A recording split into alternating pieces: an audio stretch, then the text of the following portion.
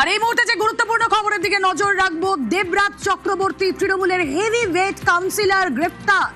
দেবরাজ চক্রবর্তী তৃণমূলের heavyweight councillor গ্রেফতার। তার বিরুদ্ধে আয় বহির্ভূত সম্পত্তি, নির্বাচনী হলফনামায় তথ্য গোপনের মামলা এবং তাতে বড় মোড় আমরা দেখেছিলাম গত সপ্তাহে যখন 24শে জুন হাইকোর্ট, কলকাতা হাইকোর্ট তার আগাম জামিনের আবেদন খারিজ করে দেয় এবং তারপরই কিছুটা কনফার্ম হয়ে যাওয়া যায় যে তাকে গ্রেফতারের ক্ষেত্রে আর কোনো আইনি বাধা নেই, পুলিশের ক্ষেত্রে কোনো বাধা ছিল না।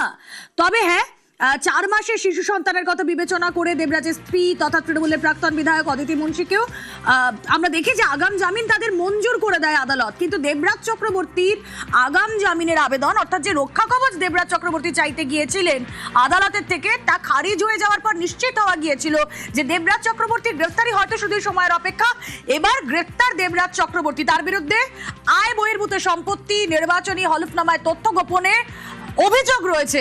কথা বলবো, অনুপ রয়েছেন সঙ্গে। অনুপ, তো দেবরাজ চক্রবর্তী ইতিমধ্যেই তাকে গ্রেফতার করা হয়েছে এবং পুরুলিয়া থেকে তাকে গ্রেফতার করা হয়েছে। তার বিরুদ্ধে একাধিক অভিযোগ ছিল, আয় বহির্ভূত সম্পত্তি থেকে শুরু করে বিভিন্ন রকম তার বিরুদ্ধে অভিযোগ ছিল। এবং পরবর্তী ক্ষেত্রে ভোট যখন অদিতি মুন্সির হার হয়, তার পরবর্তী থেকে কিন্তু দেবরাজ চক্রবর্তী তিনি গাড়া কারিয়েছিলেন এবং তার টাওয়ার লোকেশন থেকে শুরু করে প্রত্যেকটি বিষয় পুলিশের পক্ষ থেকে খতিয়ে দেখা হচ্ছিল।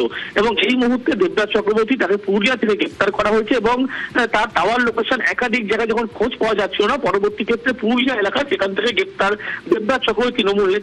এবং তিনি ব্যারাকপুর সাংগঠনিক জেলার যেমন দায়িত্বে ছিলেন, বিধাননগর পৌর নিগমের তিনি এমআইসি পদে ছিলেন। এছাড়া তৃণমূল যে ক্যান্ডিডেট রাজারহাট গোপালপুর বিধানসভাকে অদিতি মুন্সি তিনি স্বামী।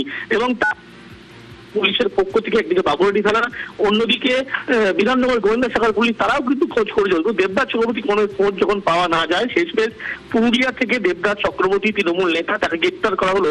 অভিষেক বন্দ্যোপাধ্যায়ের অত্যন্ত ঘনিষ্ঠ দেবরাজ চক্রবর্তী ইতিমধ্যে তাকে গ্রেপ্তার করা হয়েছে পুরুলিয়া থেকে এবং তার পরবর্তী ক্ষেত্রে তাকে কিন্তু কলকাতায় আনা হবে।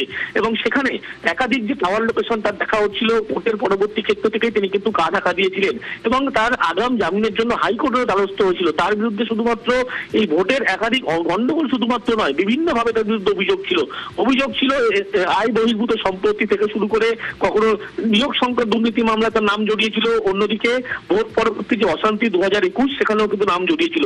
এবং সেই মামলা ইতিমধ্যেই তাকে গ্রেপ্তার করা হয়েছে। দেবরাজ চক্রবর্তী তাকে পুরুলিয়া থেকে ইতিমধ্যেই গ্রেপ্তার করা হয়েছে এবং তাকে কলকাতায় নিয়ে আসা হবে বলে এমনটাই খবর। বেশ, আরো একবার আমাদের দর্শকদের জানিয়ে রাখি, দেবরাজ চক্রবর্তী তৃণমূলের হেভিওয়েট কাউন্সিলর গ্রেফতার। 100 কোটির বেনামি সম্পত্তি হস্তান্তরের অভিযোগ তার বিরুদ্ধে।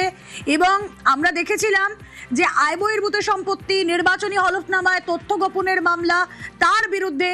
এবং তিনি তড়িঘড়ি ছুটে গিয়েছিলেন হাইকোর্টে রক্ষা কবচের জন্য, আগাম জামিনের জন্য।